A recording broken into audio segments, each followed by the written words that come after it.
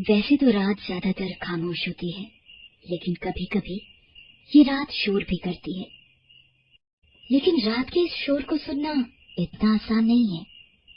रात के 12 बज गए थे और रंजीता अपने बिस्तर पर उदास सी बैठी थी। कभी वो खिड़की के बाहर झांकती तो कभी बिस्तर पर चुपचाप बैठ जाती, फिर बाहर बालकनी में जाकर खड़ी हो जाती। उसके हाव भाव बता रहे थे कि वो किसी का इंतजार कर रही थी। क्या बात हो गई आज? इस समय तक तो वो आ जाता था। तभी रंजीता की हवेली के पीछे एक आदमी चढ़ता हुआ दिखाई देता है। उसने अपने चेहरे को बड़े से तौलिए से ढक रखा था। धीरे धीरे ऊपर चढ़ता हुआ वो रंजीता की बालकनी तक पहुंचा और दबे पांव रंजीता के कमरे में प्रवेश कर गया। रंजीता बिस्तर पर चुपचाप बैठी हुई थी। उसने पीछे से उसके दोनों आंखों को अपने हाथ से ढक लिया और उससे पूछा, बताओ कौन? रंजीता ने उसके हाथों को पहले तो प्यार से छुआ और फिर उसे झटकते हुए बोली, 2 दिन हो गए तुम्हें अब फुर्सत मिली है मेरे पास आने की। कहाँ थे तुम? पता है तुम्हारे बिना मेरी हालत जल बिन मछली की तरह हो गई थी। ये कहकर रंजीता ने उस युवक को गले से लगा लिया और रंजीता की बातों को सुनकर उस युवक ने अपने चेहरे से तौलिया हटाया और फिर कहा, आपको पता नहीं है क्या, मालिक ने मुझे 2 दिनों के लिए शहर भेजा था। 2 लाख रुपए की रकम किसी को भिजवानी थी और फिर वहां से कुछ लाना था। क्या लाना था? सोने का नेकलेस। आपका जन्मदिन आने वाला है ना। रंजीता ने जब ये सुना तो मुस्कुराते हुए मोहन की ओर देखने लगी और फिर उससे पूछा कि तुम क्या गिफ्ट दे रहे हो जन्मदिन पर मेरे? मैं क्या दे सकता हूँ मालकिन, मैं तो अदना सा नौकर हूँ यहाँ। तुम फिर शुरू हो गए। कोई नौकर और मालिक नहीं होता यहाँ, और जहाँ तक गिफ्ट की बात है, तुमसे महंगा गिफ्ट मुझे कोई नहीं दे सकता। ये कहकर रंजीता ने एक बार फिर मोहन को गले से लगा लिया और फिर वे दोनों डूब गए प्रेम के समंदर में, जहाँ पर डूबने के बाद बड़ा छोटा कोई नहीं होता, बस वहाँ होता है प्यार, प्यार और प्यार। वो दोनों प्रेम में आकंठ डूबे हुए थे। अब तो सुबह होने वाली थी। तभी रंजीता के पिता ठाकुर वीरभद्र सिंह की जोरदार आवाज दोनों के कानों में पड़ी, मोहन, मोहन, अरे कहाँ मर गया रे? ठाकुर साहब की आवाज सुनकर हल्की नींद में चले गए मोहन और रंजीता हड़बड़ाकर उठ बैठे। दोनों के दिल की धड़कन जोर जोर से धड़कने लगी। अरे मालिक, मालिक जाग गए। आज तो गड़बड़ हो गई। हे भगवान, अब क्या करूं मैं? इतना डरोगे तो हो गया। सुनो, मैं नीचे जाती हूँ और बाबूजी को दूसरी बातों में लगाती हूँ। तुम जिस तरह पाइप के रास्ते से आए थे वैसे ही निकल जाओ और थोड़ी देर बाद बाबूजी के पास आ जाना। रंजीता की बात सुनकर मोहन दबे पांव कमरे से निकल गया। उधर रंजीता सीढ़ियों से उतरकर अपने पिता वीरभद्र सिंह के पास गई। क्या हो गया बाबूजी? अभी तो सूरज भी नहीं निकला और आप मोहन मोहन करने लगे। मोहन के बिना तो आपका काम ही नहीं चलता। हाँ वो तो है, लेकिन तू आज इतनी जल्दी कैसे जाग गई? 9 बजे के पहले तो तेरी आंख नहीं खुलती और आज 4:30 बजे ही। तभी वहाँ पर मोहन आ जाता है। उसे देखकर वीरभद्र सिंह उस पर चिल्लाते हुए कहते हैं, अरे कहाँ था रे तू? है, तुझे आवाज दे देकर गला बैठ गया मेरा। मालिक, वो भैंसिया चिल्ला रही थी, इसलिए उसे चारा देने गया था। सुन, तुझे पता है ना आज रंजीता का जन्मदिन है। शाम को बड़ी पार्टी है, कई लोग आएंगे उसमें। और हाँ, पार्टी में वीरपाल जी भी अपने बेटे अंगद के साथ आ रहे हैं। उनका विशेष ध्यान रखना। मैं चाहता हूँ कि रंजीता की शादी अंगद से हो जाए। और हाँ, एक बात और, मालकिन भी राजेश के साथ शहर से आ रही है, तो तू उन्हें लेने दोपहर में स्टेशन चले जाना। मोहन रंजीता के यहाँ नौकर का काम करता है। हालांकि उसे ग्रेजुएशन में गोल्ड मेडल मिला था। अगर वो शहर चला जाता तो उसे अच्छी नौकरी मिल जाती, लेकिन ठाकुर साहब का कर्ज उसके परिवार पर होने के कारण वो इनके यहाँ काम करता था और बिना उसे चुकाए वो कहीं नहीं जा सकता था। कैसे चला जाऊं रंजीता, तुम्हारे पापा की नौकरी छोड़कर? तुम्हें पता है ना कितना कर्जा है उनका हमारे ऊपर। बिना उसे चुकाए गया तो वो मेरे बूढ़े माँ बाप को बहुत परेशान करेंगे। मोहन, तुम बेवकूफ हो।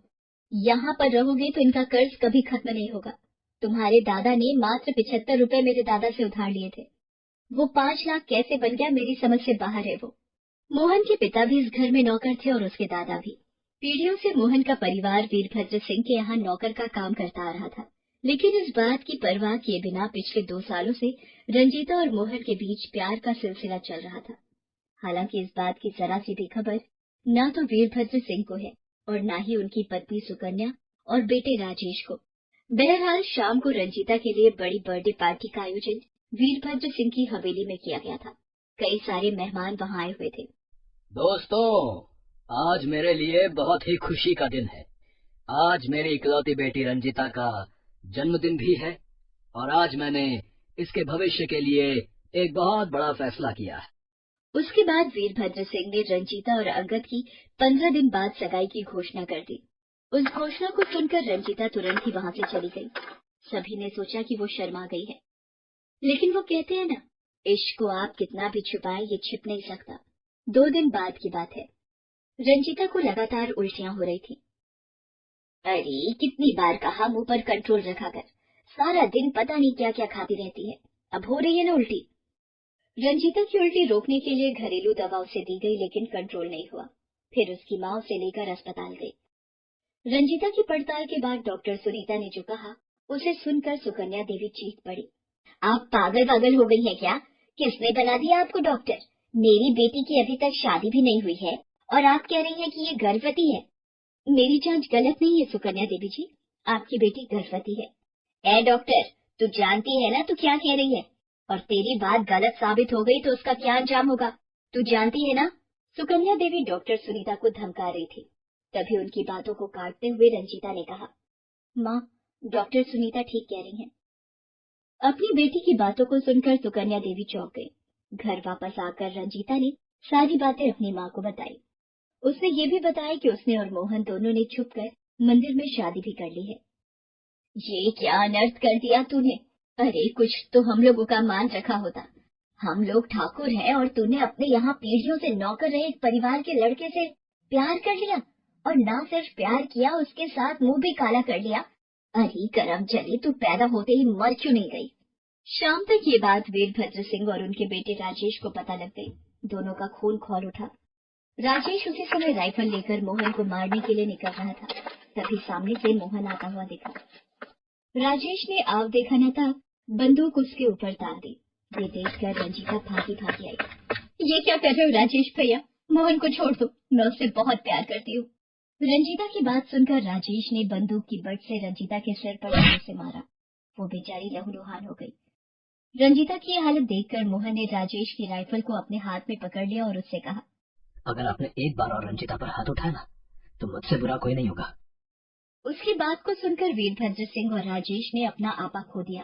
2 कौड़ी के नौकर हैं, तू हमें धमका रहा है?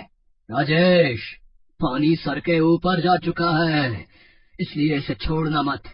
इसने बहुत बड़ी गलती की है। कल को कोई और ऐसी गलती करने की जुर्रत ना करे, इसलिए इसको इस बात की सजा देना बहुत जरूरी है। पिता की बातों को सुनकर राजेश ने एक बार फिर से बंदूक की नाल मोहन की ओर की। एक जोरदार धमाका हुआ और कुछ देर के लिए हर ओर खामोशी छा गई। लेकिन जब खामोशी टूटी तो राजेश के सामने उसकी तड़पती हुई बहन रंजीता थी। मोहन, मोहन, भाग जा तू, भाग जा यहाँ से। ये लोग तुम्हें जिंदा नहीं छोड़ेंगे। इन लोगों की नजर में प्यार की कोई अहमियत नहीं है। ये प्यार है, प्यार। शादी के पहले दूसरे के बच्चे को पेट में लेकर घूम रही हो और उसे प्यार कह रही हो।